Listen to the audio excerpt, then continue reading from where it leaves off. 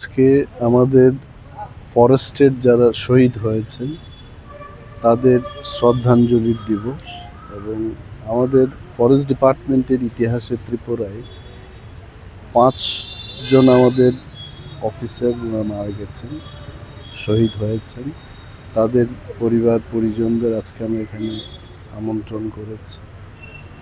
ফরেস্টের সমস্ত officer, PCCF থেকে শুরু করে নিচু তলার ফরেস্ট গার্ড পর্যন্ত যারা চাকরি করছেন তারা মোটামুটি সবখান থেকে এসে আজকে এই শ্রদ্ধাঞ্জলি দিবসে এসছেন এবং শ্রদ্ধা অর্পণ করেছেন।